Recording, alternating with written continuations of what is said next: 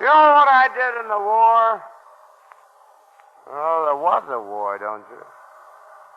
I sold $2 million worth of bonds. Me and my horse, Pistol. Horses. Oh, how I hate that animal. Tell me, what'd you do in the war? It's been a long time. I forget. You forget.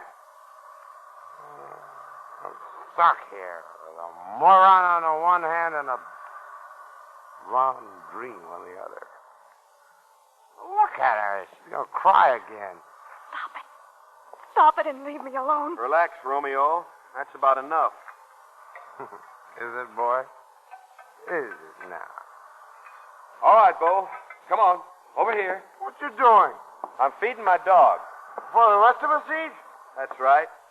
You see, this dog works. Well, I don't know about that, but he's not going to eat. Why, you... Oh, you're going to have to eat your dinner up off the floor. But first, come on and take a walk with me. If I don't get outside fast, I'm going to kill a man. I apologize, Bo. I apologize for the whole human race.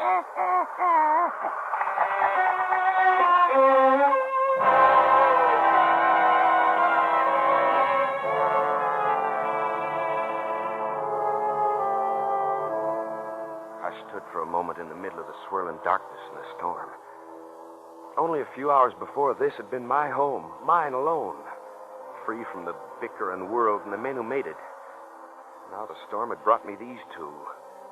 And in a blind moment of hot, boiling anger, I knew that I'd almost taken a man's life. I felt the cold on my face, clearing my head and calming me. The storm would go. By morning, if I were lucky, they'd be gone too. I could be alone again. Alone the way I wanted to be. Well, then I walked through the flock with Bo at my heels, shaking some strays out from the false comfort of the drifts. Then I went back into the wagon. The wagon had grown cold. The radio had been turned on and was operating faintly. And Iris was still crouched behind the stove. I stooped over the lambs to settle them for the night. And I groped around for the old quilt I'd put over them. He took it. What? The quilt. He took it to wrap up in. Oh, he did he? Please take my coat here. Wrap him in this. He's finally gone to sleep. Now, don't start a quarrel. Now he's drunk. This quilt was meant for lambs. Hey, well, what you doing? Give me that quill. Hey, get that dog outside. If she sticks over and he's snoring my guitar, I'll kill that mangy hound.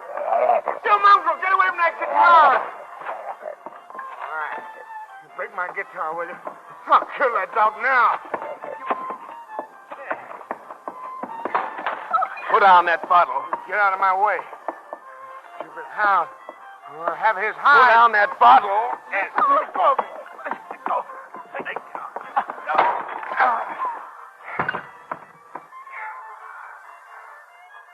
What?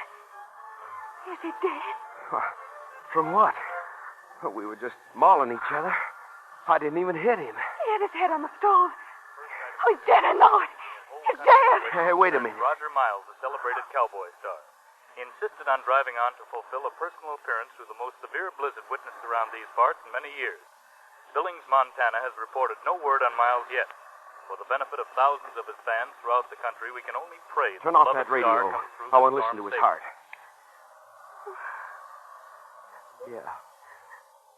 Yeah, you're right. He is. I can't look at him. Throw something over him. All right, all right. Now hold on to yourself. They'll say we killed him. They'll be looking for us. Don't you see? The whole world will be looking Now for us. listen to me. And listen carefully. Just keep looking at him and get used to it, because he's our baby, and we're going to sit right here with him till morning. Now, tomorrow we'll decide what we're going to do. Oh, what can we do? All we have to remember is to tell him just what happened. That's the only way we stand a chance. But we don't. We don't stand a chance at all.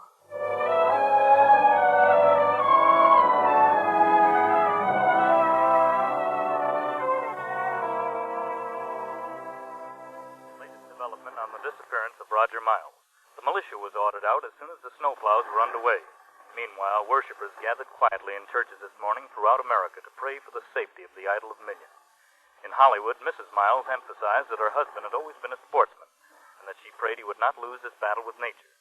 There were also indications coming in from Are you Hollywood awake? and various Yeah. sources that there will be some I've been awake all night. trying very hard to locate. Were you able to sleep? No. They'll never stop till they find him. It'll get bigger all the time. They'll be covering the Now, countryside. it's going to be all right, Iris. Is it? Now, look. We're going into the sheriff at Sheridan together. We'll tell him the same story. The flock won't drift too far. I can get back by tonight. Oh, it's no good. They'll pick us up long before we get there. Don't you see we're as good as caught? We can't be, that's all. We can't let them find us. Once they do, we lost the advantage. What are we going to do? I got the car clear and put on chains. Now, I can't locate the drifts toward Pierre, but I think I can figure out where the crests are and ride between them going west. Don't matter where we give ourselves up, as long as we do it first. Listen, they're still Suggested by talking Miles' about it. press agents this morning that the cowboy may have been the victim of foul play. He is known to have carried large sums of money on his person for his own spontaneous charities. Local authorities everywhere are requested to watch out for a blue convertible car with a California license plate. Turn it off. I went through his pockets. He wasn't carrying any money. I know. Oh, you should have seen how he spent it when he was drunk. Time we were going. All right. You better take that fur robe off him. You'll need it. No, I can't. He's dead, Iris. Dead as a doornail, and I personally don't care. I didn't expect to see you get sentimental about it. I can't touch it. All right, I'll get it. I better take my roll, too. Is that where you keep your money? I'd keep mine in the bank if I had that much. Closest bank is 20 miles. This old sock does just as well. Now, come on, Bo. Oh, are we taking the dog, too? I always take the dog. Oh, but there's no road. It's all covered in the snow. I'll find it. I know this neighborhood. Wait, I just remembered. The description of the car, they'll recognize us. Oh, no, they won't. I've covered the license plates with axle grease, and the car's covered with ice. Now, you better cover up with this. Here, Bo. Get in there. In the back with you. There.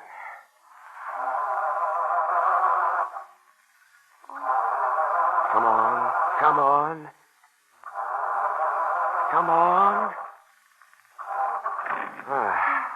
Now, here we go. It'll all be over in a few hours. By tonight, we'll both be able to forget we ever saw Mr. Roger Miles.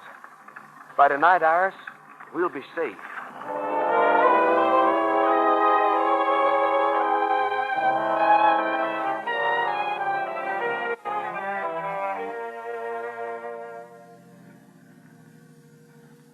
You tired? No. I'm just afraid. You don't have to be. We'll be in Sheridan in a few minutes, and then it'll be all right. After all, it was self-defense, wasn't it? What else could they prove against us? That's right. That's exactly what it was. So you can relax. Oh, yes. Yeah, I can. We both can. You know something funny? Right now, I don't know anything close to funny. Us two together like this. And the night we spent back there. What I mean is, I've only known you a day, and still I feel so easy with you that we might have known each other all our lives. Yeah. We had quite a night together. I never want to see another one like it. And you know something else? I don't even know your name. It's an easy one to remember. Sid Latch. Sid Latch. Yeah. I'll remember it. How'd you happen to get tied in with a man like that? I've been asking myself the same question. You're not the type, Iris. Doesn't make sense. He promised to marry me. And you went for it, knowing he had a wife already? I went for it. He had money, and he was famous, and he could take me away from Wallace. I felt as though I were being rescued from a grave. So I was willing to take the chance. It doesn't make me sound like a very nice person. I suppose I'm not. Well, you're just a young kid. I guess you're allowed a mistake or two when you're young. You're young, too, Sid. Yeah? My mistake was taking him in. But, and if I hadn't, I wouldn't have met you. So you see, it all has a way of sort of working out. Thanks, Sid. So we're coming into a town. Oh, would this be Sheridan? Yeah, this is it. Now, I'll park the car a minute and go to that dive and get us something to eat. It's a cinch the sheriff won't be serving us tea. I want to come too, Sid. Don't leave me alone. All right. Come along. Now, Bo, you stay here. We'll be right back, Bo.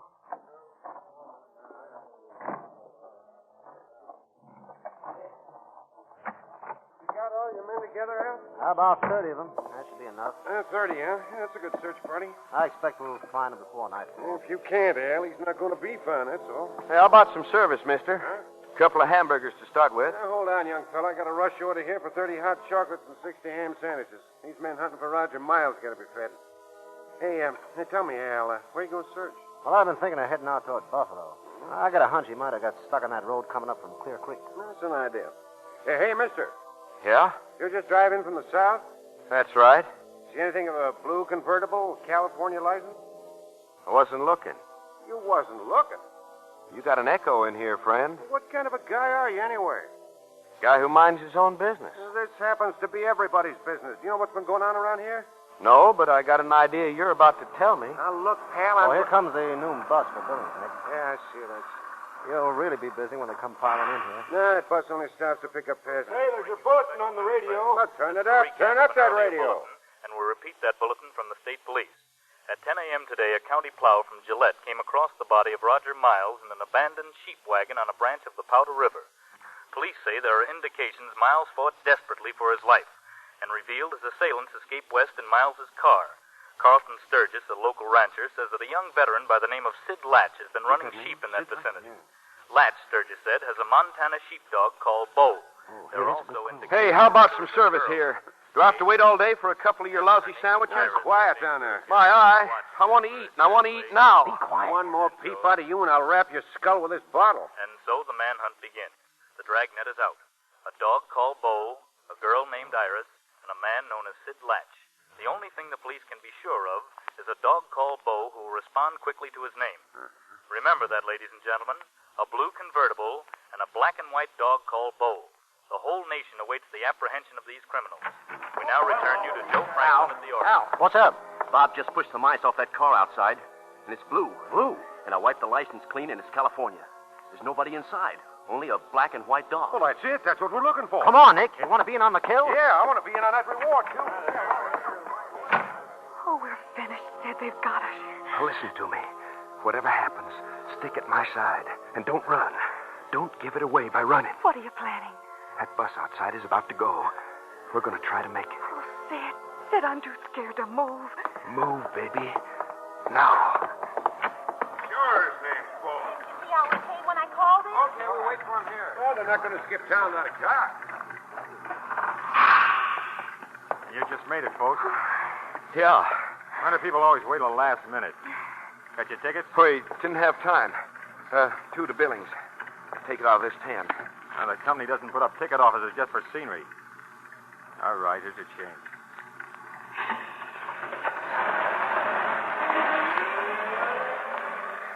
Why, the crowd around that car back there. Wonder what it was. Oh, just a dog. Probably threw a fit. Dogs do anything for attention. Sid, Yeah? will we go to the sheriff in Billings? That's right. I saw a mob after a man once. They seemed crazy. Wild crazy. They didn't give him a chance to talk to anyone. They killed him the minute they caught him. They took a rope and threw it over a tree and then... Stop it. Stop it. What are you talking like that for? Now that Bo is with us, Sid, we won't be so easy to catch. Maybe we shouldn't give ourselves up. Maybe they won't give us a chance. Maybe we just should run away, Sid, together. No. Is it because you don't want to be with me? You see, I've been hoping that maybe you and Well, I... it's not that, Iris. It's just that we're not going to run away. That'd be wrong.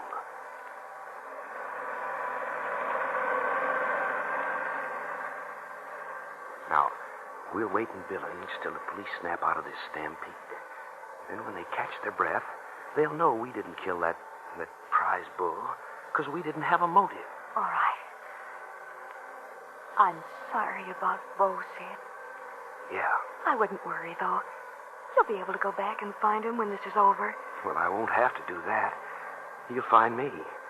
He's done it before. Sid, What? I've decided I won't be afraid anymore. Not as long as I'm with you.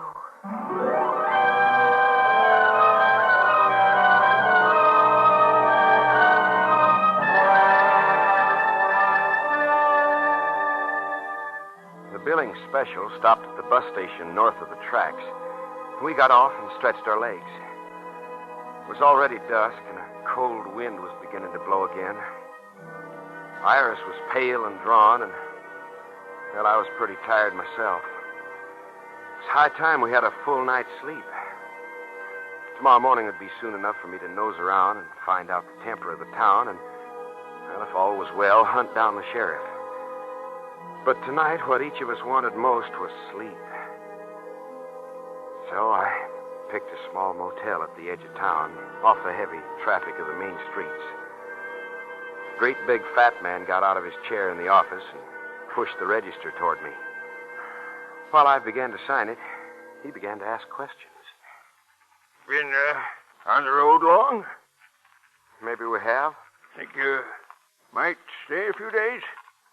I think we might. Come from Sheridan way? What if we have? You don't talk a lot, do you? No. People seem to do my talking for me. This little woman is your wife, huh? You want to know quite a lot. Nothing personal. I just got to have it on the register. Oh, yeah, I forgot. It's all right. I'll fix it. Phil Wolf, huh? That's what it says. Phil Wolf. Okay, I'll just add, and wife here. Thanks. First one over here. Just a few steps. All right. Come on, honey. Nice room. Sure you'll find it homey. Got 2 hot plates in it so you can do all the cooking you like. Oh, that'll be fine. Here we are.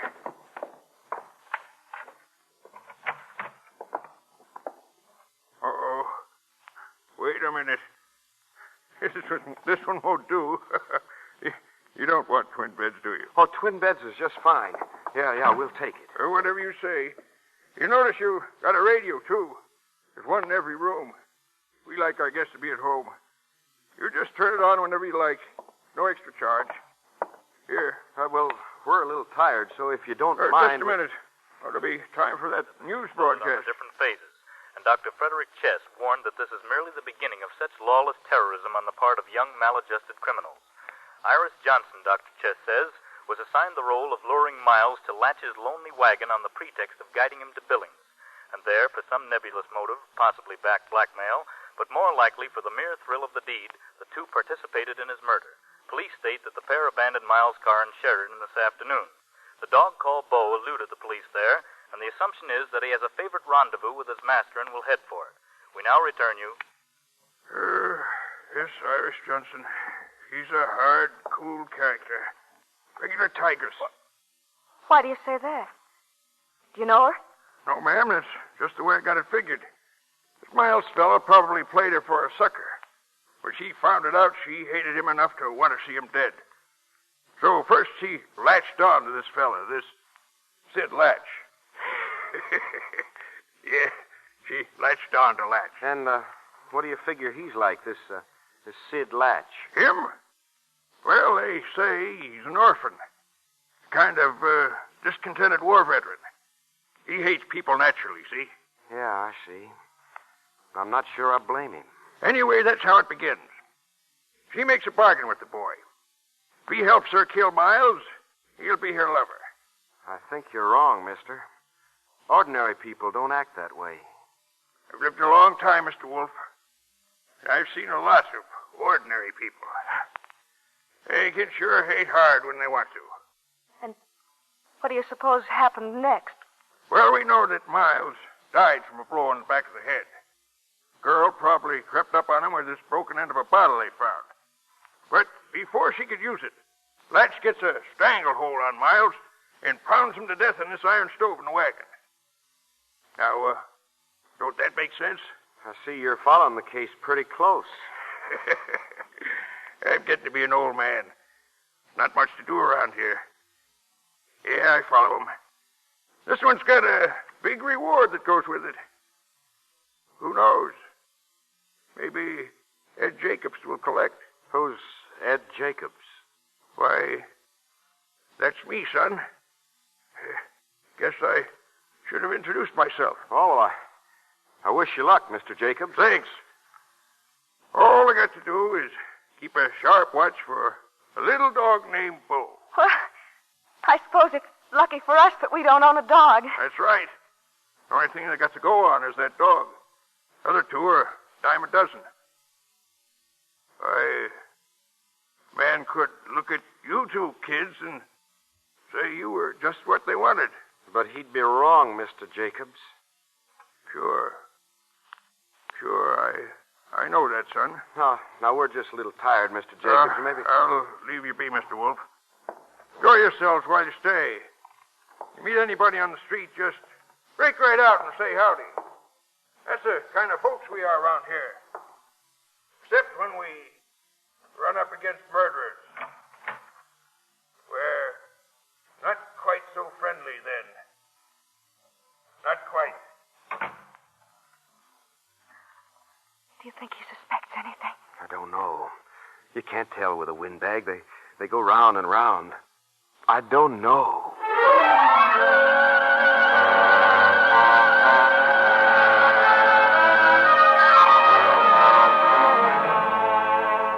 In tonight's full hour of suspense, Howard Culver stars as Sid in The Search by Grace Amundsen. Tonight's study in Suspense.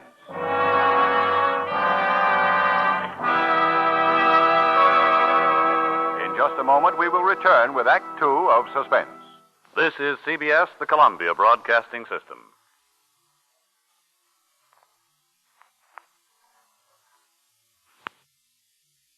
What's over here, Mac? You won't find anything in that alley except a mess of cats. Oh, I'll just run my bug light through for the heck of it. Meet you at the other end. I reached around blindly for the first doorknob. It turned under my hand. We pushed inside, and I shut the door quickly, listening in the darkness to Mac's feet coming slowly toward us.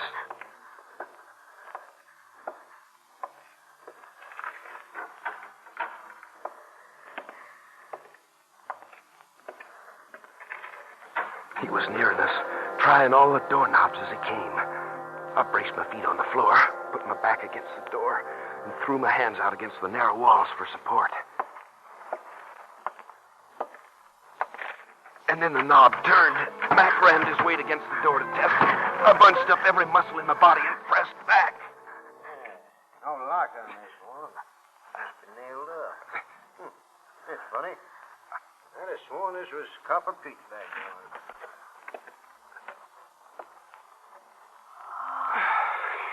He's gone. No. Safe. Safe, are you? Safe from what? Hello? Who are you? Who are you is more to the point. Wait a minute now. Get some light in here, see who I'm talking to.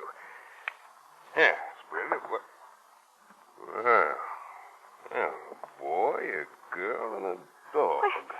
Oh, we thought this was a restaurant. Yeah. Oh? You in the habit of coming into restaurants by the back door? Yeah. That's the way we do it. See. Well, this is Copper Pete's bar, and I'm Copper Pete. Now, who are you? Mr. and Mrs. Phil Wolf. Howdy. Hello. Your dog looks hungry. He could be. I think I got a box of Faye's cereal here someplace. Yeah, let's see. There, here it is. Radio says it's the only cereal with double flavor. I'll fix it up for you, dog. Yeah. Thanks. Oh, not at all. Not at all. You two listen to the radio very much? No, we don't. Too bad. Lots of interesting things come over there. Such as what? Oh, music, commercials, news items. You can keep right up with the times. We don't like the times. Don't blame you. You've been on the move, huh? Yeah. Yeah, that ain't what it used to be. Time was in this country when a man could get out of the way. Ain't no frontiers anymore. All a man can do now is sit in one spot and listen to the radio. Oh, but you don't care for that, do you? No, like I told you. Radio's all over these days, just like the law. Me, I'm for the wildcatter. I used to be a wildcatter myself. Company beat me out. Ain't no day for wildcatters anymore. Radio beats them out. You two hunting space for the night? Yeah, we are. Yeah. Tell you what, take the same door out you come in. Down at the end of the alley, there's a flight of back steps. Try 'em. Ask for Edie. Edie's a wildcatter from way back. You'll get a room there. You see, the town's full up on account of this guy what got erased. Miles something. Never heard of him. No, of course you ain't. That's 'cause you don't listen to the radio. Why don't we try? Might be some more news about that fella. Mrs. Miles issued a shocking statement. Dora Miles told newspapermen that she had been living and praying for years that something like this might happen to her husband. It was only a miracle, Mrs. Miles screamed, that she hadn't murdered him herself. The physician attending Mrs. Miles stressed the fact that she is suffering from hysteria and that no importance can be attached to her statement at this time. Radio. Quite an institution. Hey, I thought you two were gone already. What are you waiting for?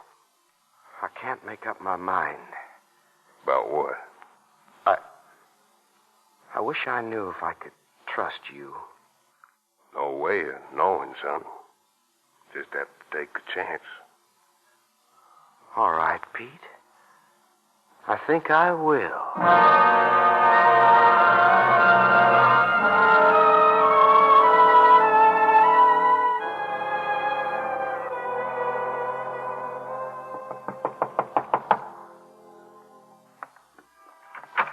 Yeah?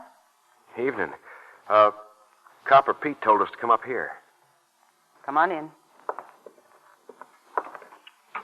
Just the two of you? That's right. And the dog's with us. That's some dog. We'll keep him out of the way. He's a quiet dog. That's a quiet girl, too. My wife. How do you do? How do you do? So you two are on the lam, huh? We'd just like a room if you're not filled up. You must have been having a rough time, son, snapping at people that way. We'd just like a room, nothing else. I see. Please forgive us, Mrs. The name's Edie.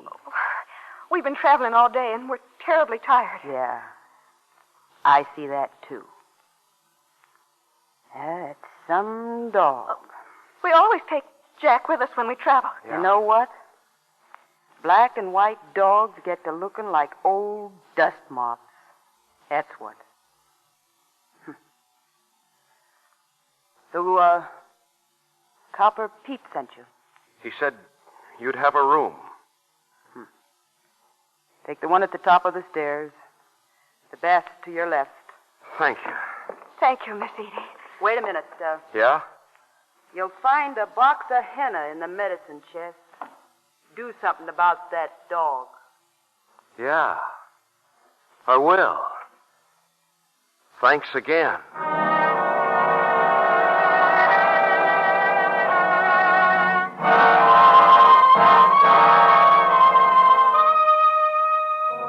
I locked the door behind us and threw Bo into the bathtub. And when I pulled him out again, he was dyed a dull mahogany red. We'd never be recognized by having a black and white dog with us anymore. But there was one more thing to be done before we were safe. One last thing. I put Bo in a corner and went to the opposite side of the room, and then I began calling him to me. Come here, Bo. What are you doing? Giving Bo a lesson. Taking his name away from him. Come on, Bo. Oh, do you have to? Yes, I have to. Come here, Bo. Bo, you gotta learn this if it's the last thing we both do. Come here, Bo.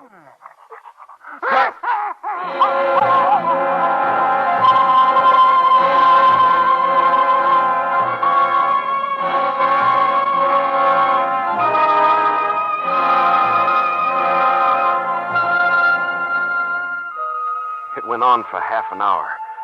Me calling his name and Bo coming over to be cuffed. At last the lesson dawned on him, and when I called him after that, he just sat there looking at me and not moving. So, Bo had lost his color and his name. And it looked as though we might make out all right. Open a window, Sid. It's awful close in here. Oh, sure.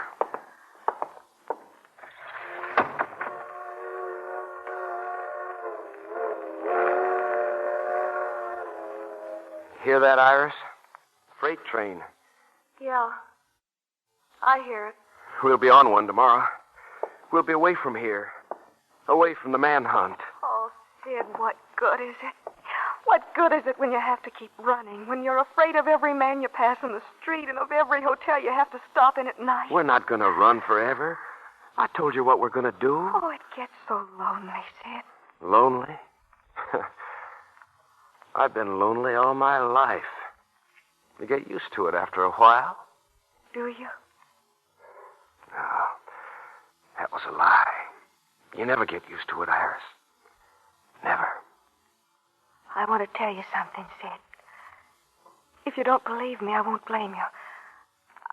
I can't expect you to. Not a girl like me. All right. Tell me.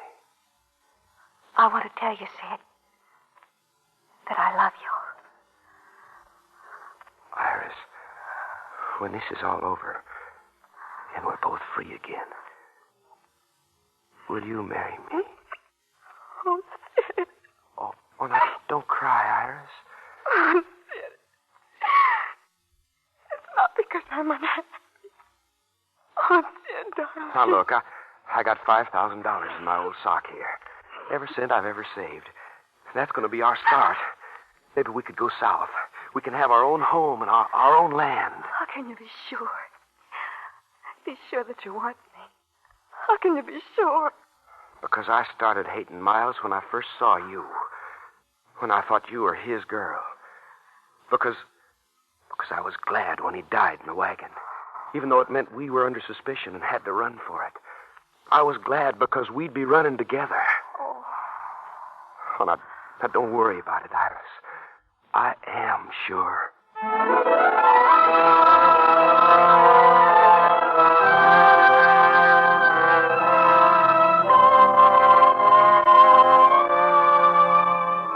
We were awake at dawn. We scribbled a note of thanks to that great lady, Edie. I pinned a $5 bill to it. Then we slipped quietly downstairs and stood a minute in the hallway, looking out at the gray, angry sky. It's beginning to rain, Sid. It's all the better. There'll be less people around. Do you want me to walk with you? No. Now, look, I'll go ahead with Bo. You follow a few blocks behind. I'll toss Bo into a southbound freight at the yards and give you the high sign to come ahead when it looks like she's ready to roll. Oh, I wish we could have seen Edie in person to thank her. Well, maybe we will, Iris. Someday. All right, then. You go first. Right. I'll see you in a few minutes. Bo and I tramped toward the freight yards. Every once in a while, I looked back over my shoulder to see Iris coming slowly far behind us. A produce truck rumbled down the alley ahead of us. Then a paper boy with a few wet sheets under his poncho fell into step beside me. The truck stopped up ahead, and the driver got out to unload. I just happened to glance at Bo, and my heart jumped up into my mouth at what I saw. The paper boy had seen it, and he missed. Paper, mister? Not today. Come on, be a big shot. All right, here.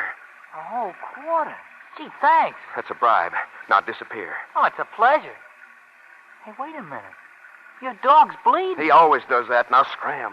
No, he ain't bleeding. But what's that stuff running off of him? Funny thing, I ain't never seen that dog around here before. Hey, mister. Be quiet, can't you? But that ain't no red dog. That's a black and white dog. The truck driver was staring, and now he began moving toward us. I turned in sudden panic and began to run, Bo streaking along at my side. Hey, mister. As I got near Iris, her white face staring at us in bewilderment, I motioned for her to turn and run, too. We clattered down the alley, doubled around the block to Copper Pete's, burst through his back door, stood inside, breathing hard, listening to the sound of men's racing feet go by the door and fade in the distance. So now we were back where we started from, and freedom was as far away from us as ever. Well, hello again, you three. See, you didn't make it. Oh, some kid recognized Bo. Yeah, that's the way it is with kids. Nothing gets by 'em. Well, I guess there's nothing else to do. Iris, What's it? we'll have to take our chances with the mob. We'll give ourselves up. Oh, no, Sid, no. They'll kill us. You still got a chance. It's your last one. What's that? Well, there's a drugstore around the corner. It'll open up in about an hour. And? Just walk in and buy some chloroform. What for? I know how it is, son. You promised him no life for Riley. But you do like I say. You kill that dog and kill him quick. With him around your neck, you got a one-way ticket to the grave. Not a chance. I'm just telling you the one way of keeping him alive, son. We could be on our way south, Sid. By nightfall. No. Not a chance.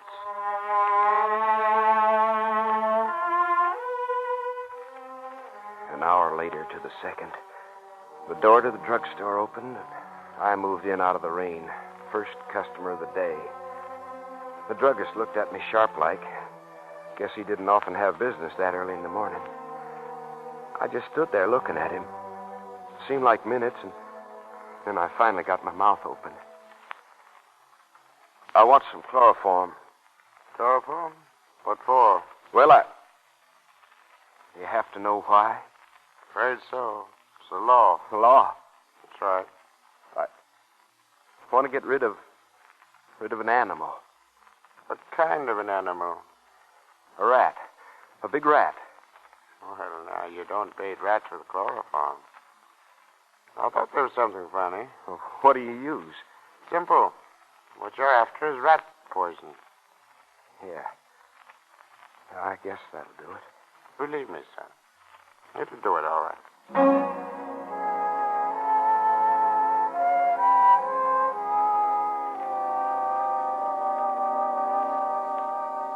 Did you get it, son?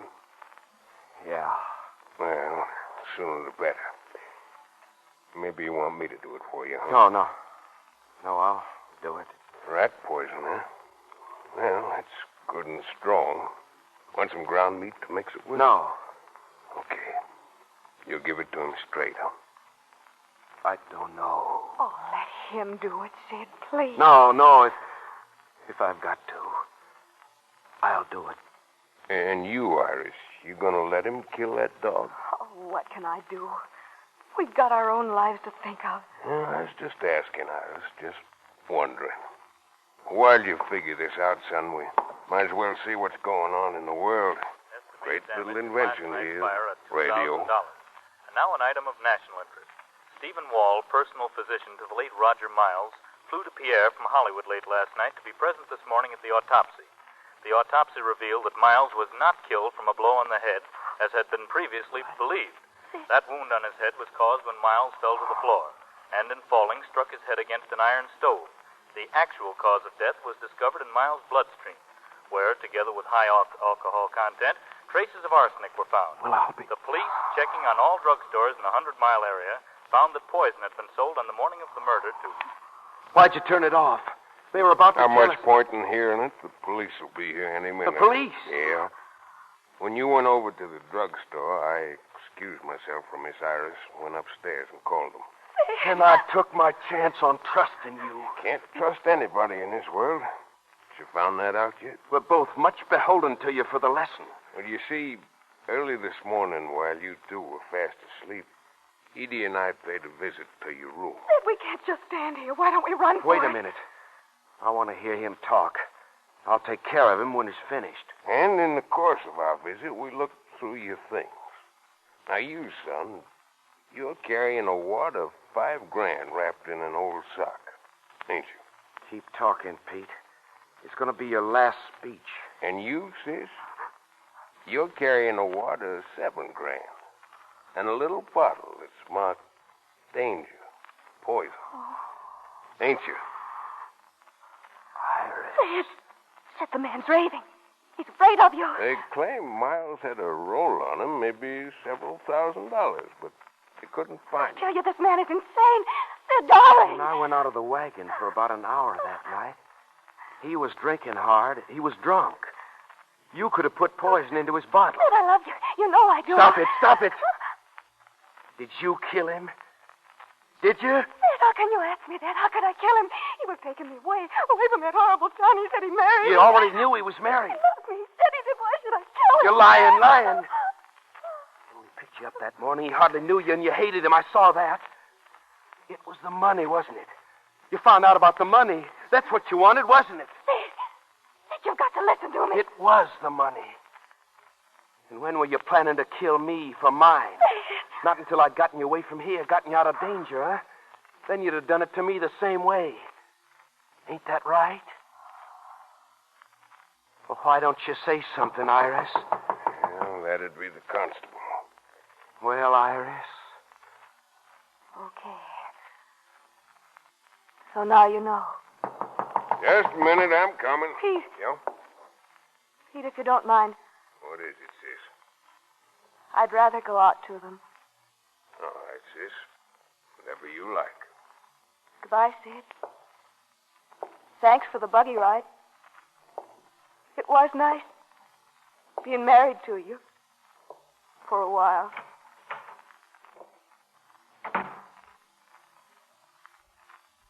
Like a drink, son? No. What are you going to do now? Take my dog and go home. Round up my flock. Go back to work. Yeah. You got to forget her, boy. You know that, don't you? Yeah. I know. Women. I tell you, son, women make the best doggone wildcatters of us all.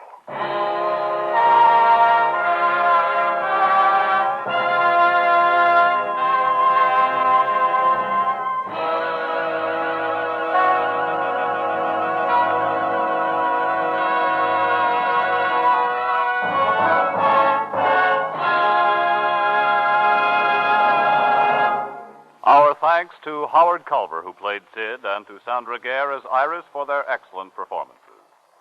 The Search by Grace Amundsen was produced and directed by Anton M. Leader. Lud Gluskin is our musical conductor and director. Listen again next week to radio's outstanding theater of thrills, 1 hour of Suspense.